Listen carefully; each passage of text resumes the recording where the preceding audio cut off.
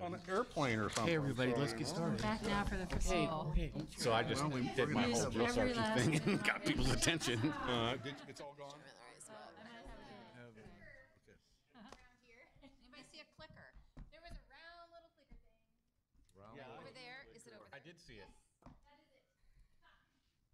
Thank you. Save the day. Let's see, I think Phil's first.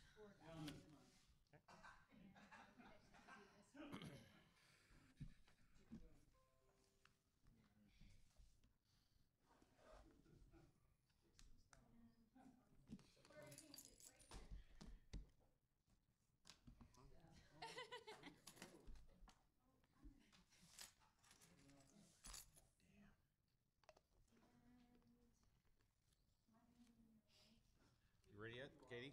Yes, I'm ready. Ready, Steve? Okay. So it's Tuesday, August 8th, 2017, 6:30 p.m., and I'll call the work session for the Oregon City Commission to order. Call the roll, please. Commissioner Ide, Here. Commissioner Shaw, Here. Commissioner Mengelberg, Here.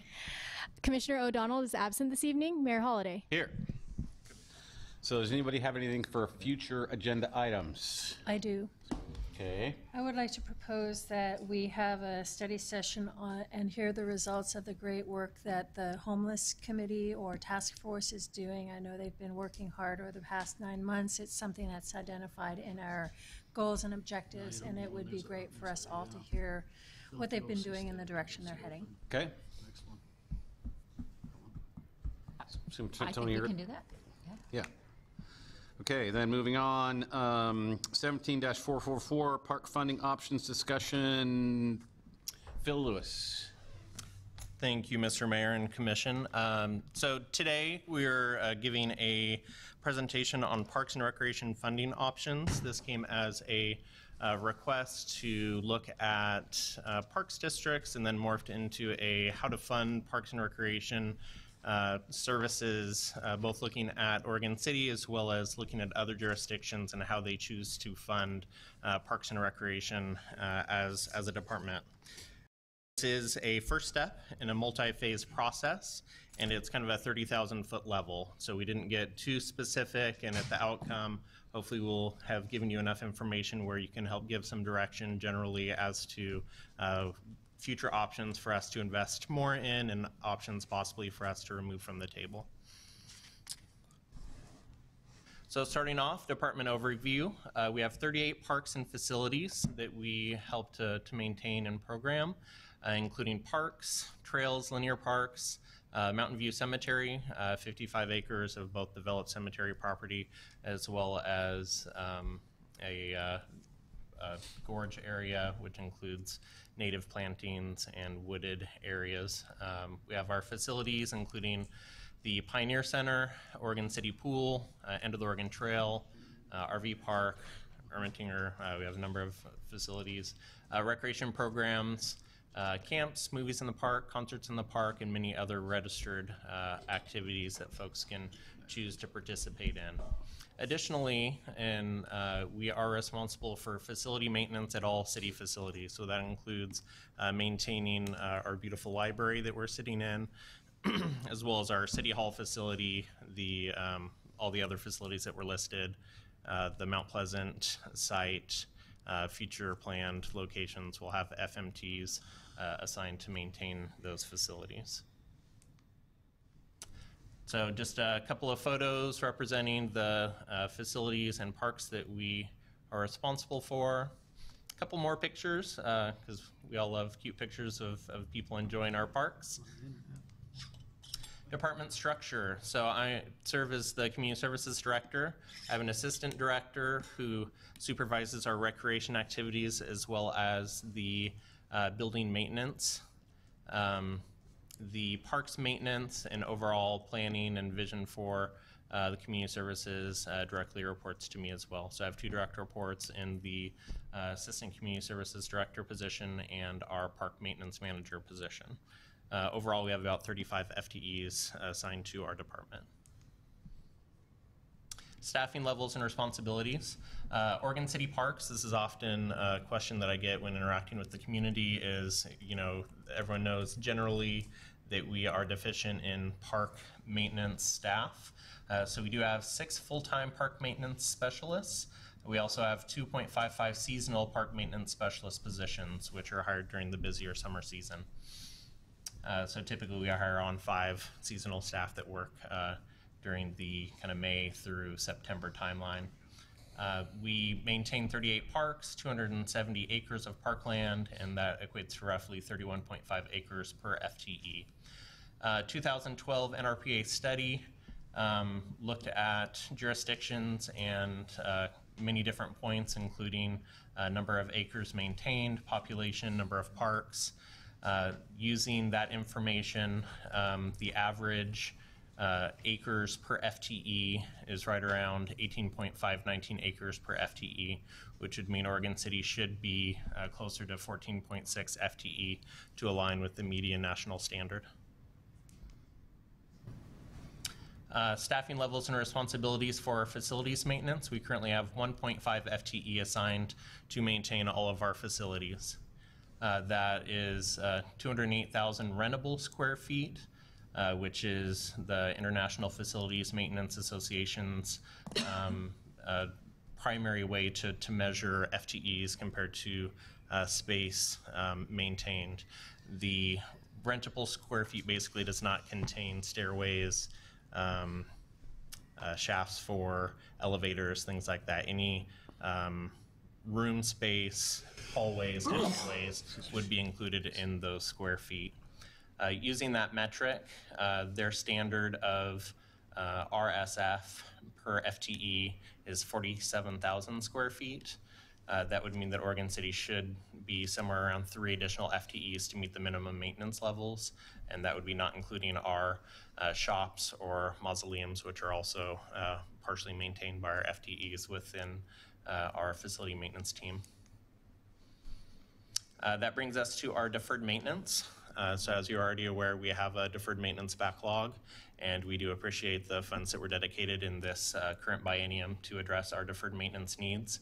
Some of these, so the picture over here on the right of Chapin Park was recently completed. Swim facility. And will be usable, is currently usable, and will be usable hopefully for the long term starting this winter season. So we will be evaluating that.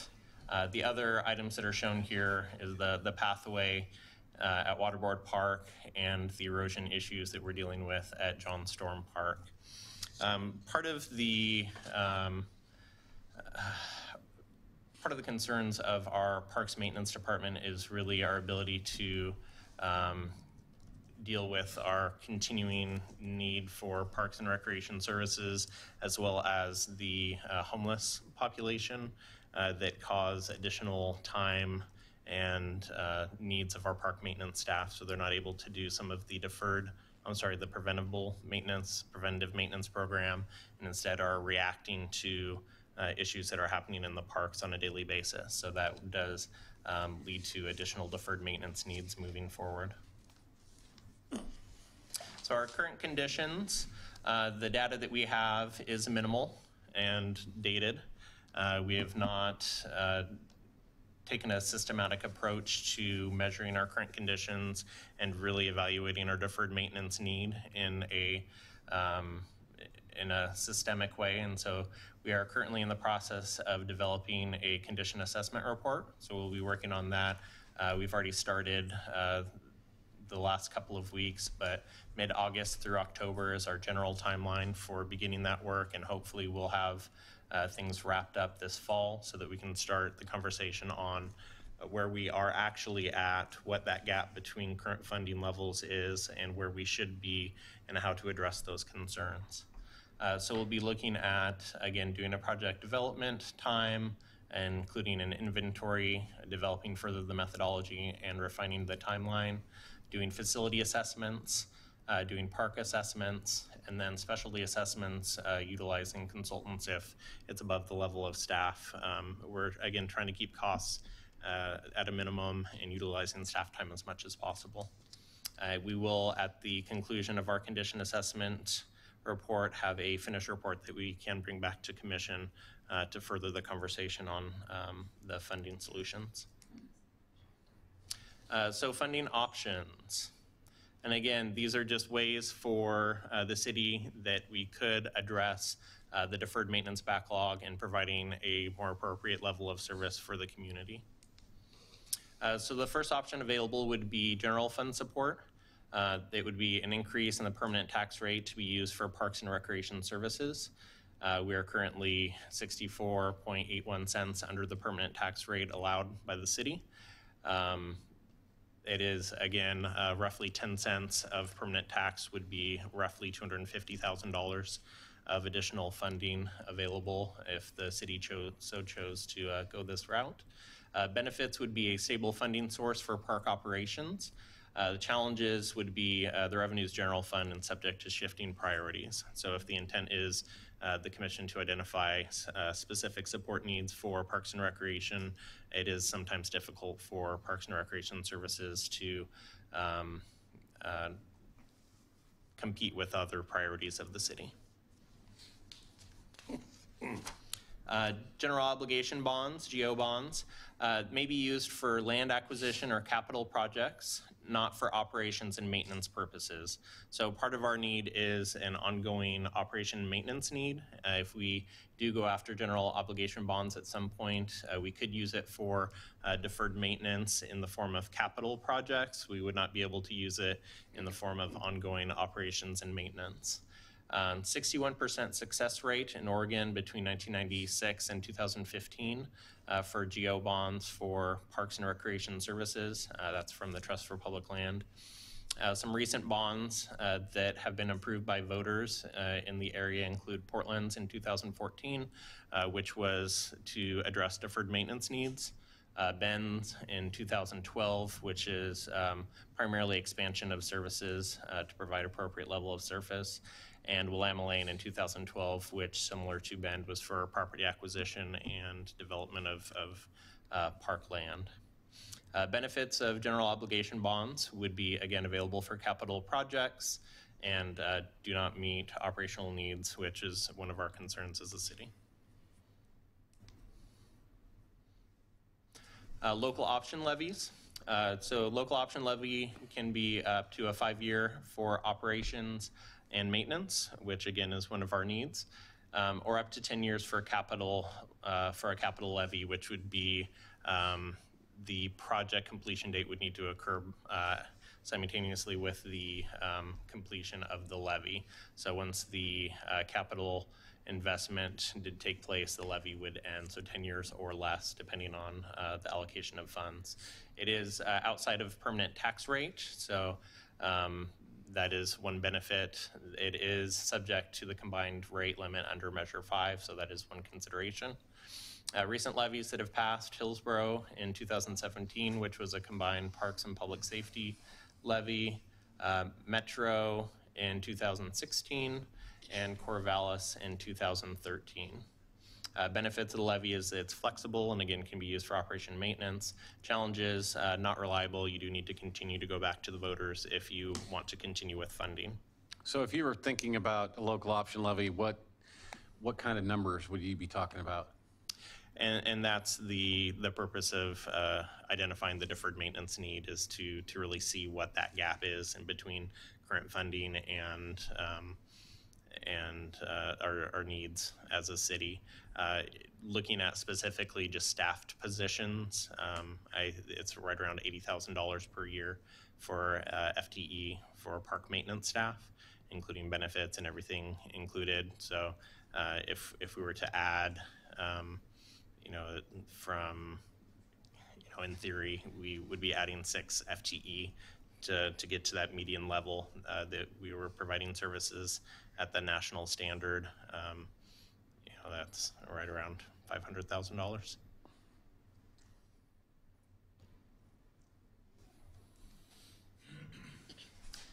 Okay, so stop for a second. So who's our finance guy tonight? That would be you? Right. So to get to $500,000 a year, come on down, the price is right. Oh, wait, no. So to get to $500,000 a year, what would it take in cents per thousand to get to that?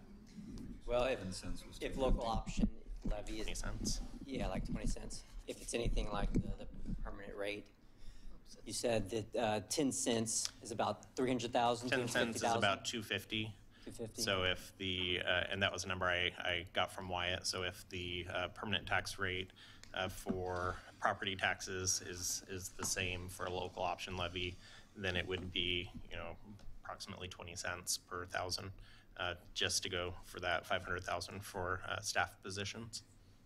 Okay, thanks. Thank you.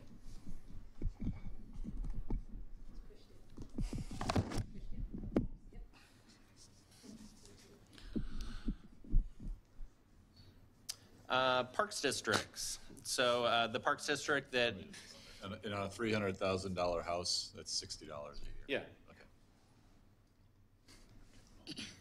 Okay. so the Parks District that most of us are most familiar with would be North Clackamas Parks District, which is a county service district, which is a little bit different from special district, which we'll talk about in a few minutes. So the county service districts, again, is a service district within the county. The benefits of that is, again, you have a targeted focus on parks and recreation with a dedicated tax rate, challenges for that, loss of local control, level of service depends on the permanent tax rate. North Clackamas has a 53 cents permanent tax rate, whereas some of the parks districts that we'll look at for special parks districts are closer to $1.50 to $2 for permanent tax rate. So just for me, you can take this off the list of options. Okay. 'Cause I am not interested in giving anything more to the county than we already have lost control of. And so, Happy Valley just left North Clackamas.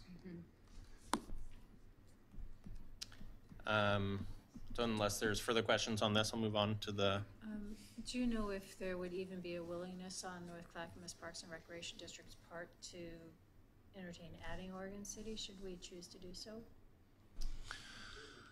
Yeah, There would be. there would be. I think the problem is, I think North Clackamas is at 53 or 56 cents per thousand, which would generate 1.4 million. 1.4 million. Our current parks budget is just over 4.5. 4. So there'd be a gap, significant gap there. So it wouldn't be enough money to meet our deferred maintenance? Not based on Oregon City alone. So if they were gonna, I don't see a way you could consolidate services enough, even by, if you brought in other jurisdictions to be in North Clackamas Parks and Rec District. It seems like too large of a gap to make up. Thank you. By gap, now we have our old number of deferred maintenance was over $1 million. Right. but Correct. And we don't anticipate fixing all of that at one time. We anticipate phasing a lot of that in as we go along. Yeah, so, there are different ways to approach.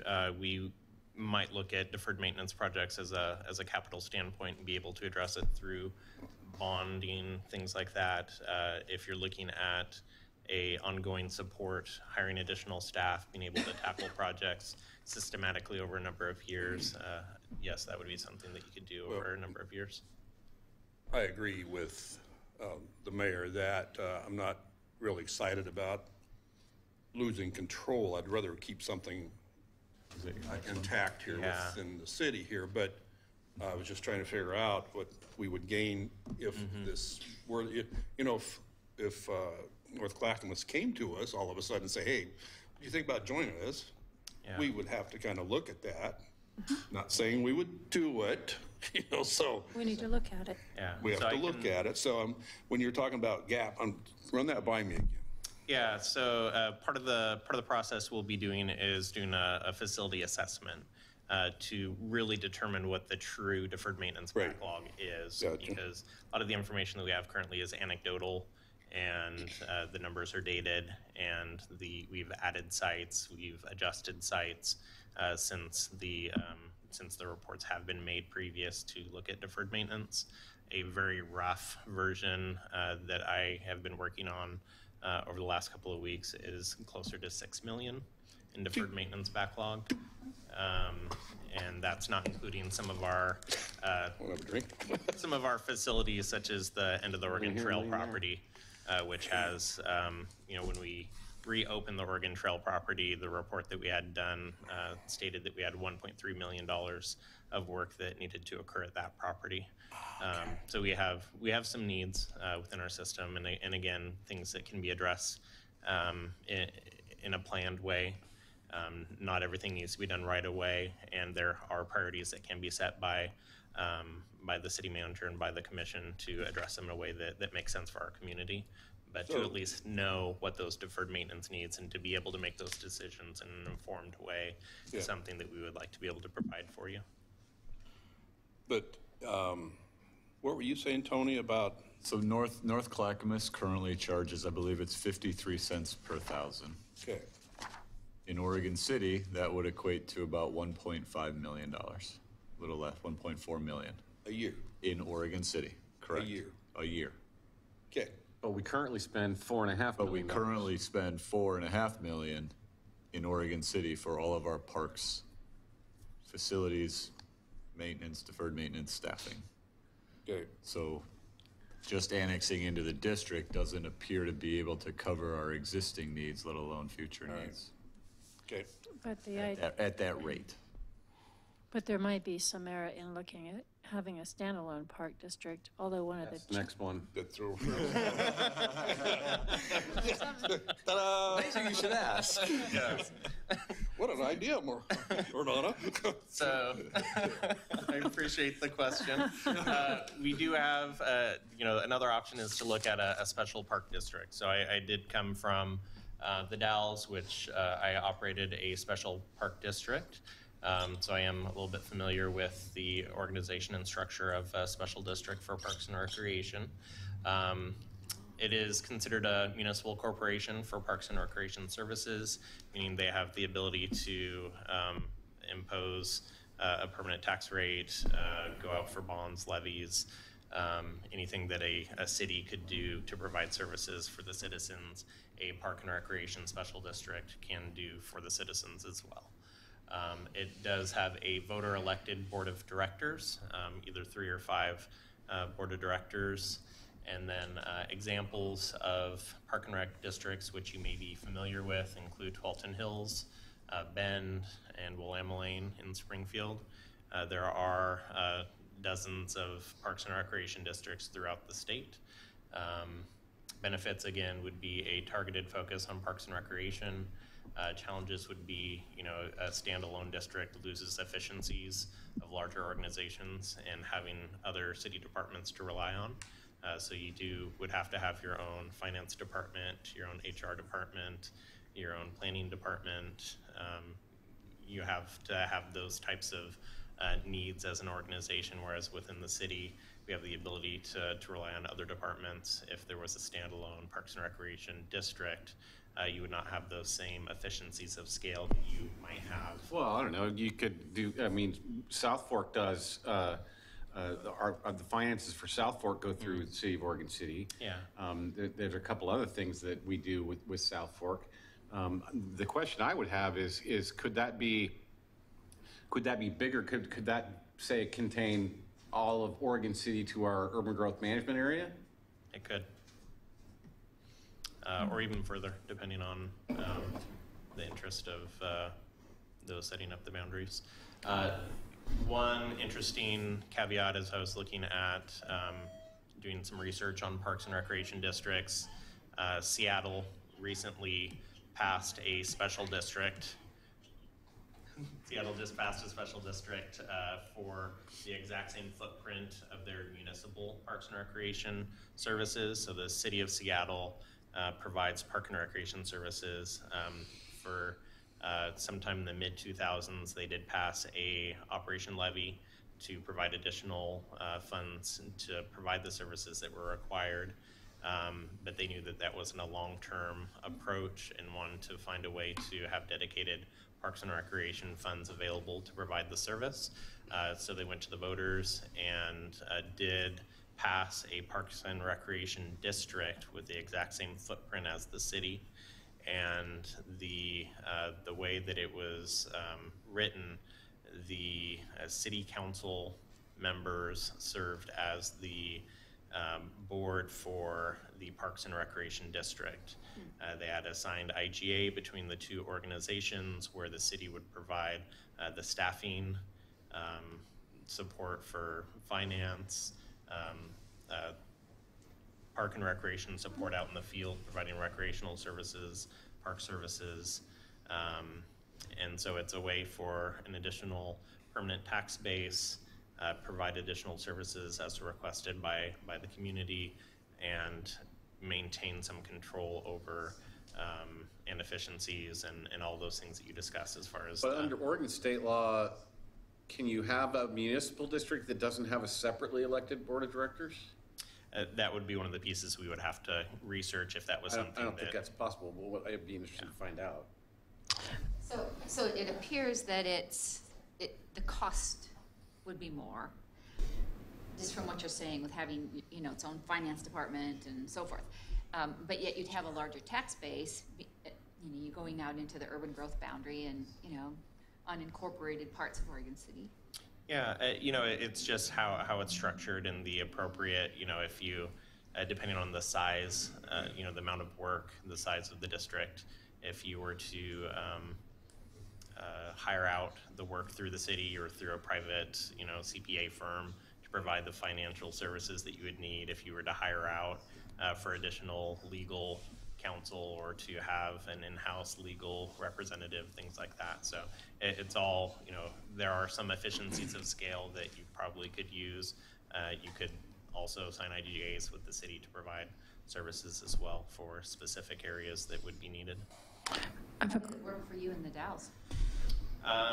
So in the Dalles, we did have an hourly legal counsel that we paid to be at all of our meetings, and that provided our legal counsel for the district. We also contracted out with a local intergovernmental agency to provide financial services.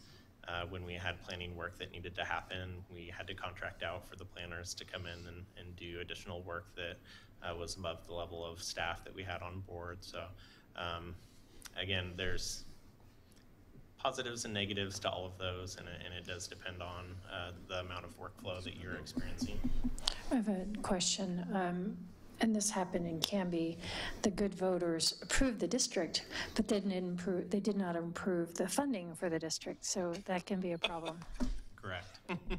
Yeah, and there are a number of non-taxing districts, some of them which are established primarily to go after grant funding and things like that as a park district.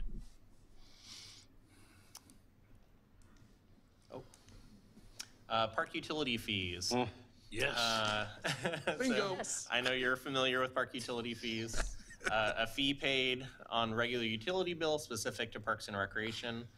Current jurisdictions utilizing park utility fees include Westland, Medford, Gresham. We did have a statistically valid survey done as part of the 2008 Oregon City Parks and Recreation Master Plan, which came back with 76% of respondents indicating that they would pay some type of park utility fee to be used for park services. Again, this was prior to some other utility fees that have been established with the city and would need to be obviously a consideration for the commission. Benefits, again, stable, dedicated funding source for park operations. Challenges, existing utility fees that are paid by the citizens.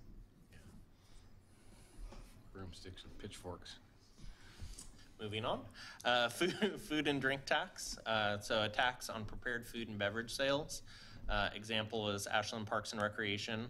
1/4 of the 5% tax goes specifically to Parks and Recreation services, which is approximately $700,000 annually in revenue.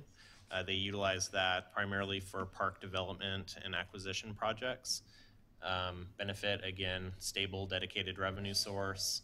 It does have some challenges in the management of a standalone tax, would require some additional time and resources of the finance department. Public perception. I thought I did. public perception of sales taxes in Oregon, again, is something that folks are not quite used to, and then resistance from local restaurants as well.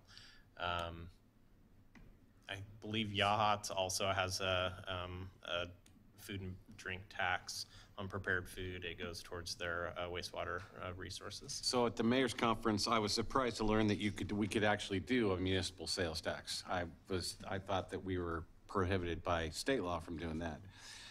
I think if you were going to do it, you can't do it for just food and drink. I think you'd have to do a general sales tax. Because, why do you shake your head? Ashland's doing it very well. Yeah, but that's not the point. The point is the fairness. Why should we just be taxing, or this one piece of industry? Why wouldn't it be? Because you're taxing the other guy. You're taxing visitors to your community in addition to your local residents. That's the appeal. And if we're going to become this visitor mecca, it could generate a lot of revenue for us. Yeah, but I mean, I get that, especially downtown, but there are a lot of food and beverage places that are pretty much solely Oregon City residents or residents, from the general area. I don't know. Would this have to be approved by the voters? I assume it would. Food and drink tax? I will say the Ashland one is approved by the voters. I'm not positive if it can be passed. I would imagine you probably would want to go to the voters on something like that. Yeah. Well, yeah, we would definitely not do that without going to the voters. Absolutely. I just was asking the question. Yeah. I can only say that Ashland's is.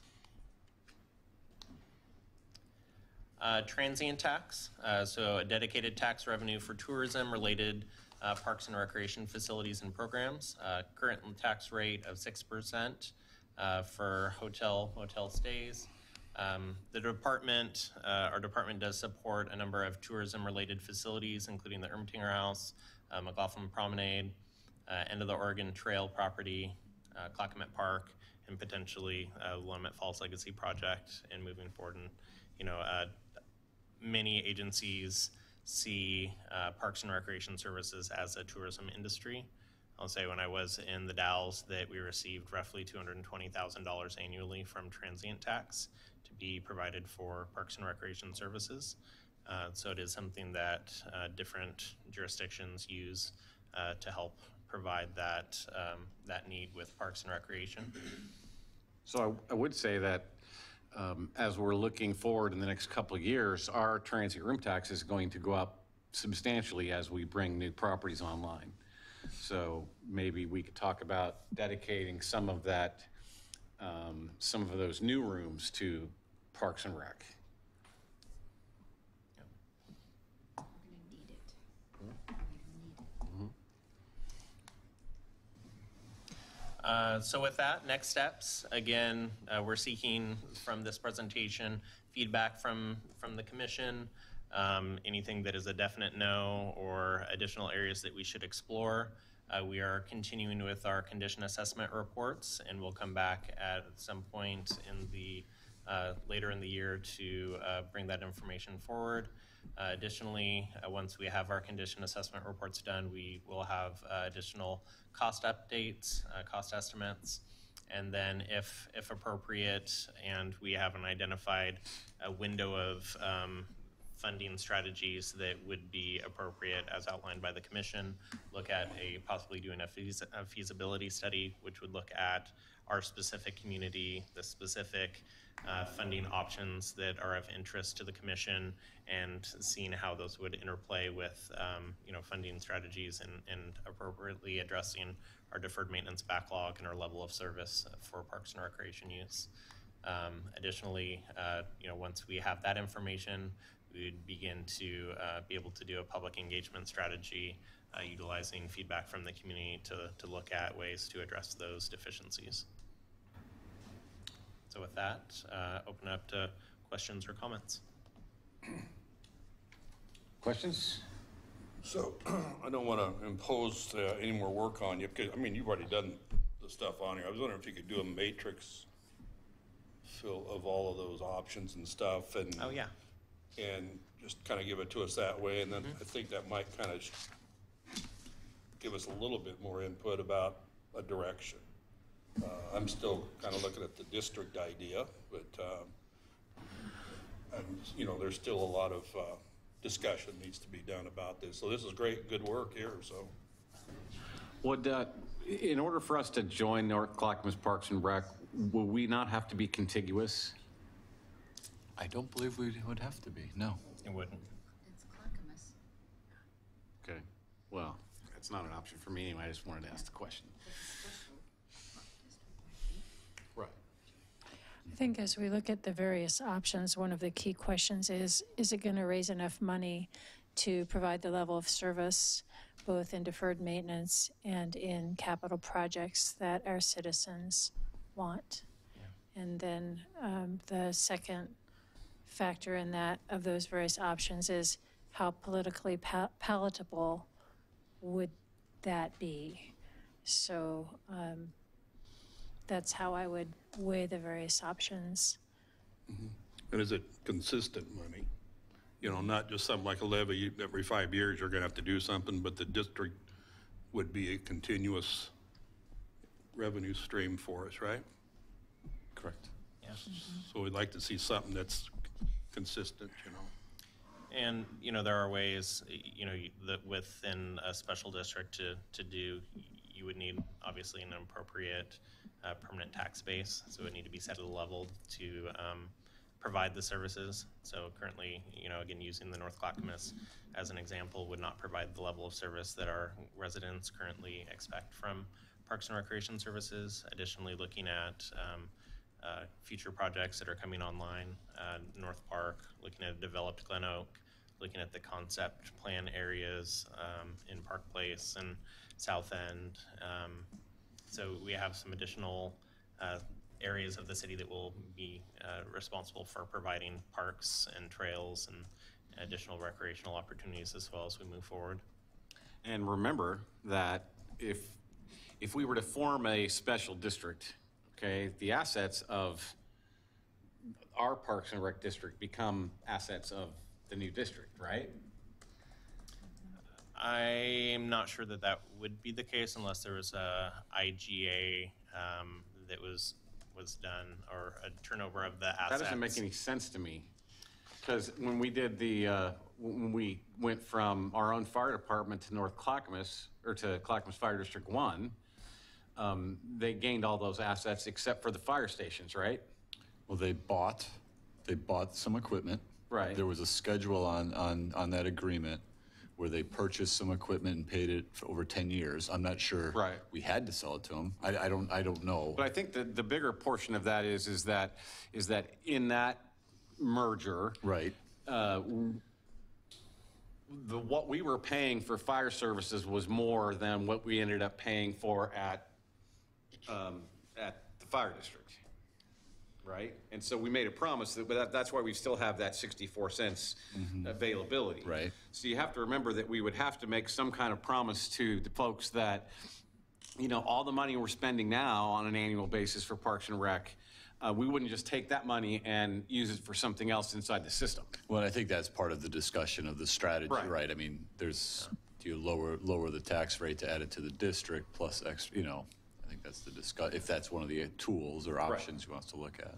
And I'll say in the Dalles, when they did transition in the 80s from municipal services to a parks district, there were a turnover of properties, many of which were turned over pretty early on, and other properties that were added in the decade to follow that were city properties that were turned over to the Parks District for a very nominal number. Okay. Anything else? So I'm sure you have like a running list of all of the deferred maintenance and so forth. That would be helpful in you know, looking at and putting together a needs assessment of some kind, you know, just to see what our needs are. As I was kind of jotting these down, all of the different options just that you mentioned, and I only see in my mind 3 of them that, you know, could be potentially working for us. The first is the increase in the tax rate, you know, because we're not charging our full permanent rate as it is. And you said, what, 20 cents on a, 10 cents is roughly 250,000. right. The special park district is just like interesting to me. I think I'd like to just want to look at that more. And then the transient tax. To me, those are the only three real good options to explore more. I mean, we have to do something with that deferred maintenance. I mean, there are certain things that are just falling apart, like over at the cemetery and so forth. So, those are just my thoughts. Anything else? And I think Commissioner Hyde, you brought one up there a little while ago too about, you know, who's this going to include if we did some kind of a district or whatever. But when you talk to like Rochelle at the pool, or you talk to Ms. Wiseman over here at the center and stuff, how many people from unincorporated come in and use these facilities? So we need to make sure we look at just not the city limits or the urban growth boundary, but how far do we want this to go out? There's a lot of people outside of here that use these facilities that don't live in the city limits, so. I wouldn't want to toss the park utility fee completely off the table just yet, despite some political challenges with that. I think a sales tax would be a tough one to get passed. I think the restaurant tax also might be a challenge to impose. It's just difficult and new and different and probably won't be accepted very well. But I do like looking at the transit room tax, and wouldn't be opposed to looking at a district, even though it might be a harder to set up, you know, than some of the other options. But thank you for all your good research, and you've given us a lot to think about, and appreciate it. Well, I wouldn't want to take that levy off the table. You know, it's been successful in other areas, you know, especially of Northwest Oregon, and they've been re-upped several times. So it's not necessarily, you know, that might be one of the least painful methods to going forward, even though there is some risk in, you know, it not being re-upped at some point. Okay, that's it for that. Thank you. So on to 17456, Economic Development, August 2017 Progress Report. Mr. Underwood. Change the slides. Yeah, I can do that. Thank you, Mayor. So it's been quite a while since we've reported to you. We've been doing a lot of great work since January, since we've expanded our department. And we thought it would be a good opportunity to come update you on some of our recent accomplishments, as well as some of the efforts that we're currently engaged in. So you can, there we go. So if you can recall, the City Commission identified economic development and its priorities as goal number 1 for the next biennium, 2017 through 19. And all of these updates that we're going to give you tonight relate directly to that goal. But before really jumping into it, I wanted to cover just a little bit about Economic Development Department itself. So economic development departments in many cases are misunderstood, especially within the realm of regulatory environment. We're really pretty much a non-regulatory department. We often find that people don't understand what economic development does or what it's all about. But for the city, the basic fact is that economic development activities impact pretty much every resident, business, visitor of Oregon City, and internally every department. So our mission is pretty simple. It's to, you see it there on your screen, is to facilitate job creation, increase wealth, diversify the local economy, and enhance the livability within the community. In the most basic sense, we do this through recruiting and initiating projects that bring in new revenue to Oregon City that are then used to provide services to community members. We enhance this effort by working with private industry to retain and create well-paying jobs for community members to support themselves and their families. In January, our department doubled in size. We now have two. Adding the economic development coordinator, and to help execute the economic development mission and meet the commission's goals in economic development. So at this time, I'd like to turn it over to that very economic development coordinator, Leanne. She's going to give you an update on our progress in 2017 and discuss a little bit about what's coming up. So. Okay. Thank you, Eric. So economic development goal 1 had 7 priorities. Sorry, we're skipping forward a little bit on accident. Had 7 priorities for the next 2 years, and today I'm going to specifically discuss 3 of those: the Beaver Creek Employment Area, Tourism Strategic Plan, and the Willamette Falls Legacy Project. But we also continue to work on additional priorities to meet goal 1, and there's 2 other priorities that are important to our department, which are creating metrics and making sure that we're communicating the work that we're doing. So the first project that we are working on is, I apologize, we're skipping all around here, is developing the industrial lands in the Beaver Creek Employment Area. So the Beaver Creek Employment Area is 2 industrial development sites next to Clackamas Community College, and it has a potentially really big impact for the city. Once it's fully developed, we believe it'll create more than 1,650 jobs and $124 million in annual payroll. And you've probably heard us in the past say that the Beaver Creek Employment Area is more than 80 acres of developable industrial land. But in the past few months, we've added approximately 20 more acres to the area, which means we now have more than 100 developable acres available in the Beaver Creek Employment Area. This is really significant to us because the more parcels we have that we can figure into different site sizes, the better opportunity we have in attracting a new company.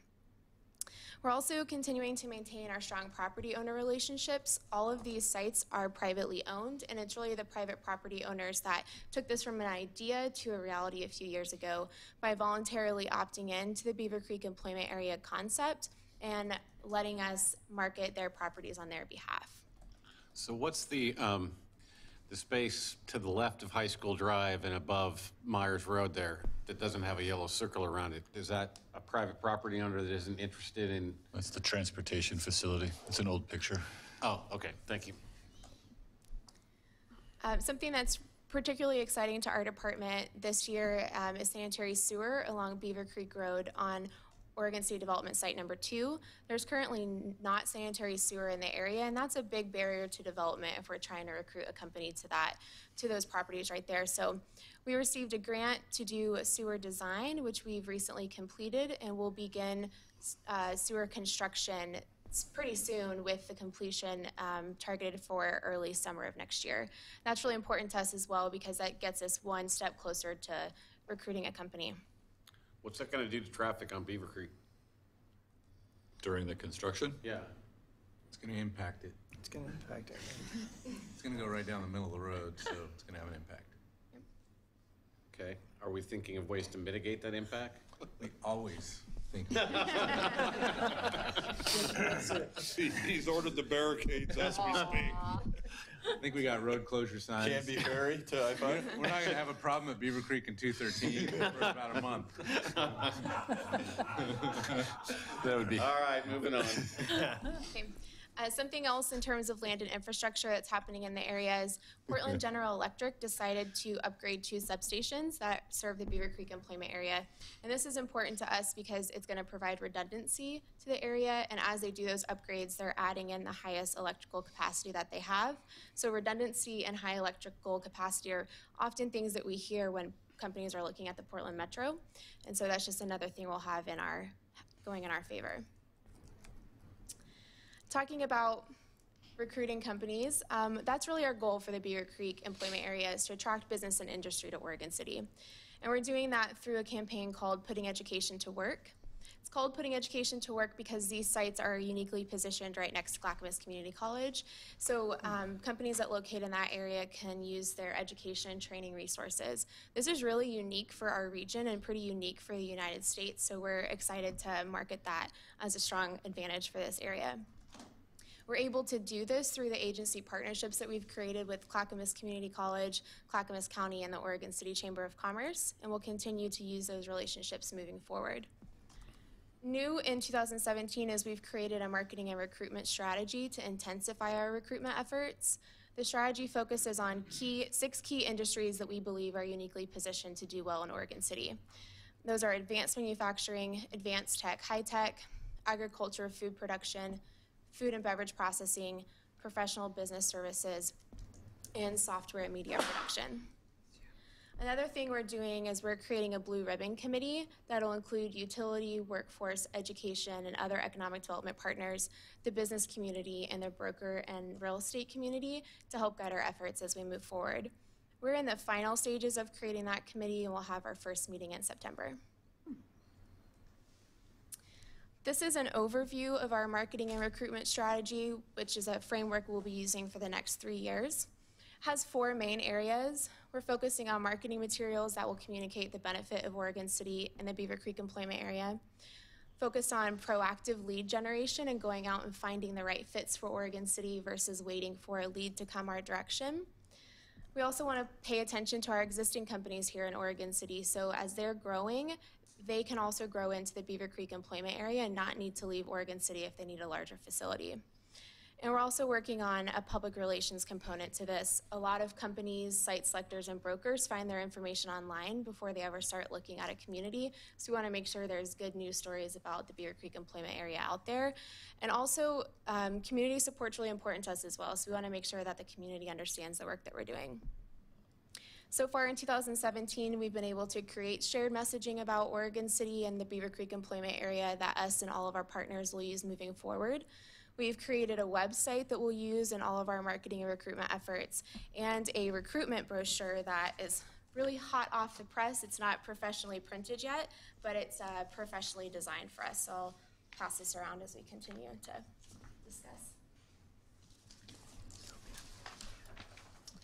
We're also, this year so far, we've responded to 6 business recruitment leads with Beaver Creek employment area sites, and we're intensifying our partnerships with Greater Portland, Inc. They're our regional recruitment agency for the Portland Metro, and Business Oregon, the state's economic development agency. And we're also building our own relationships with the broker and site selector community. We also have 2 companies that currently are in Oregon City and employ Oregon City community members looking to expand into the Beaver Creek employment area. And from a public relations standpoint, we attended the Industrial Technical Center groundbreaking in April and engaged with more than 75 local stakeholders about the Beaver Creek employment area. We're also sharing information on social media and have received 1 earned media piece so far this year. Oh, can you go back there a second? Sorry. Yeah, absolutely. What is ITC? Industrial Technical Center. All right, thank you. You're very welcome. Okay. So I mentioned the Beaver Creek Employment Area website, and I want to just give you a snapshot of what this looks like. It's important to us to have a really strong online presence. Like I said, a lot of companies and site selectors will look online before they'll ever reach out to your community to have a conversation with you. So we built a website that covers everything from why they should locate and or move their family to Oregon City along with their business, the specifics about the Beaver Creek employment area from the specific sites we have, the utilities and infrastructure we have in the area. We have a really robust section about the 6 key industries that we're trying to recruit and particular reasons why each 6 of those will do well in Oregon City. Some information about our partners because they're key to this effort. Easy to access data that site selectors and businesses are looking for, and then a way for them to contact our department to learn more. We've not aggressively pushed this website out yet, but it's out there in the internet world and already has gained organic traffic. Eric has received some phone calls from people across the country wanting to know more about Oregon City so far. The second priority that we're working on is developing a tourism plan that builds on the concept that was approved in 2016. Tourism in Oregon City is a $10 billion industry and a big driver for the state, so we're ready to position Oregon City to take advantage of this economy. We're currently working with Coraggio Group. They're a consulting firm out of Portland on our strategic planning process, and they'll be coming to give you a presentation next week, so I won't cover the scope of work and expertise that they have and the framework we're using for this project, but I did want to give you an update about the stakeholder visioning retreat that we had this morning. We had 25 tourism stakeholders from Oregon City attend this morning. It's a 3-hour session. I think we had a lot of fun. We did a great visioning session where we used this fun little board in the middle to talk about visitor profiles that we think will be interested in Oregon City in 5 years, what our criteria is in assessing our tourism assets, some propelling questions to get us to think out of the box and how we can solve some of the barriers, and then what are our long-term needs. And we'll be using this information as we move forward with our strategic planning process. The third priority that we're working on is determining the future development of the former Blue Heron site, also called the Willamette Falls Legacy Project. Our work in this area really focuses on the economic redevelopment core value and regaining those 175 jobs that were lost when the mill closed. We've been working with our partners at Clackamas County and Metro to create an economic redevelopment plan. This is just an overview of our plan. Promise I'm only hitting the button one time.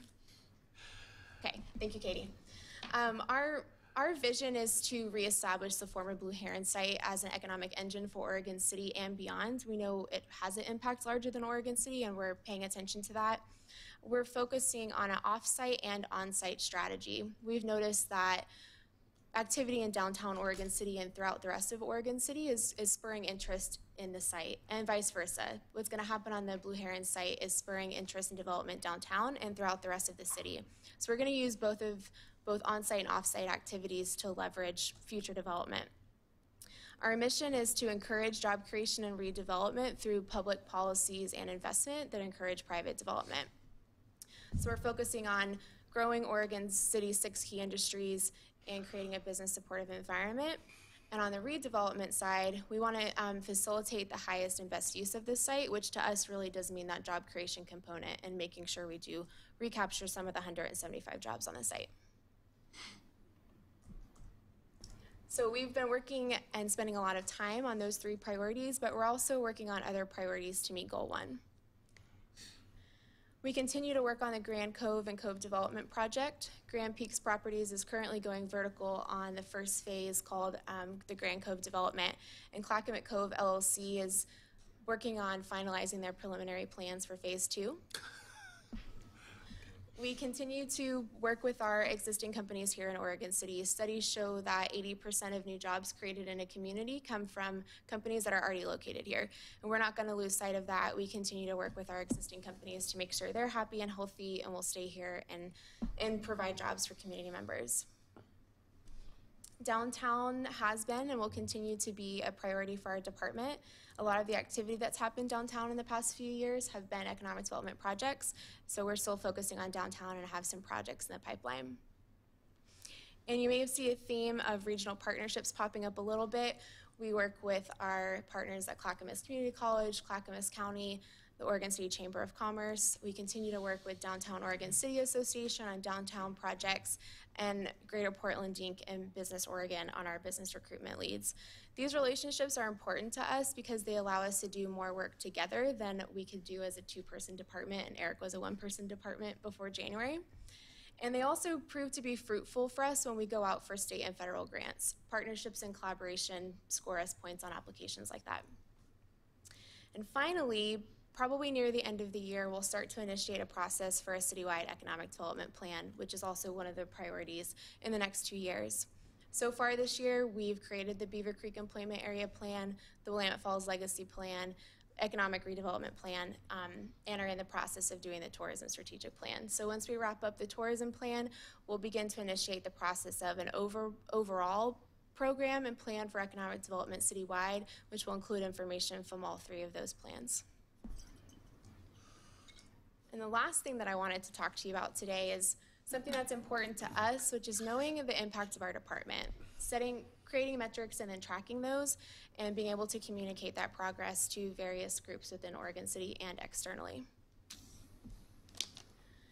The first thing that we're tracking are jobs. I think when people think about economic development, they think about jobs. And these figures here show projects that we've been directly involved in. So since 2015, the Economic Development Department has helped create 64 jobs in Oregon City that otherwise wouldn't have been created. And we've also helped retain 346 jobs that our community would have lost if those businesses would have decided to leave Oregon City. What's an example of one of those businesses? It would, Benchmade or Orchid Orthopedic would have needed to get a larger facility somewhere else. Okay.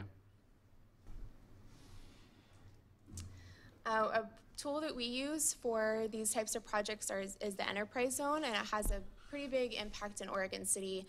Since 2015, we've been able to leverage $7.9 million of private investment through this program, which translates to 8 private dollars invested for every $1 of property taxes abated. And then once these tax abatements are over, after that 3-year period, we estimate that $263,000 of future property taxes will come onto the tax roll that we otherwise wouldn't have had in Oregon City if those projects wouldn't have gone through. We also have urban renewal as a tool. Between 2011 and 2016, urban renewal grants leveraged $1.5 million of private investment in downtown, and that came from about $928,000 in public dollars invested in our downtown. And between that same time period, the taxable value of the urban renewal district increased by $33 million. And then community engagement, once again, is very important to us. In the past few years, Eric has held Beaver Creek Employment Area workshops. We've done tours with brokers, site selectors, and partners to make sure they understand the benefit and what's going on in Oregon City and all the opportunities that we have here. Presentations to different groups within Oregon City, and then just general business outreach with the whole business community, welcoming a new company when they decide to do business in Oregon City. And we continue to do these things in 2017. So far this year, we've met with 4 businesses in Oregon City, all of which have expansion opportunities, so we're continuing to have those discussions with them. We've responded to 6 business recruitment leads. We've taken 7 brokers and or partners on tours of Oregon City. We have 3 developments in the pipeline for downtown Oregon City right now. We've been working on our marketing reach and have a reach of about 2,000 so far this year. And then we've been focusing on our community engagement through social media and stakeholder meetings that we have. And we've had a reach of over 100,000 so far. And then one last thing is that we also want to track the health of the economy. We're not saying that the information on this slide is a direct impact of the work that we do, but to us, economic development is about setting the stage and making sure that we are and will have a strong economy here in Oregon City. Since 2012, the unemployment rate has gone from 8.5% to 3.3% currently. We've added about 1,300 net new jobs in Oregon City. Our average annual wage has increased by 11% to a little over $43,000. We have 65 net new businesses. Our transient room taxes have increased by $105,000 since 2014, meaning that today we're bringing in $105,000 more in transient room taxes than we were in 2014. And the taxable value of Oregon City has increased by $496 million since fiscal year 2012-13. And just wanted to delve in a little bit more into the taxable value concept. We think this is pretty cool. I think this is a pretty cool concept that in Oregon, the taxable value of a city in every city can only increase by 3% every year by state legislation, unless activity happens in your city that triggers properties to be reassessed, and that happens when redevelopment happens. So as you can see, the dark blue part of this graph is the 3% increase that would have happened every year based on those current legislation. The extra light blue is that extra value, the cream on the top that has happened because of development in Oregon City. So cumulatively in the past 5 fiscal years, the taxable value of Oregon City has increased by $184 million from development projects. And we're currently working on a methodology with the finance department to see if we can tie this specifically to projects that we've worked on. That's all I have for our presentation. Happy to answer any questions that you have. Sean? Has there been any talk with the landfill? That's really not something we should discuss here. It's part of our economic development program. We haven't concentrated on the landfill as of late. Okay.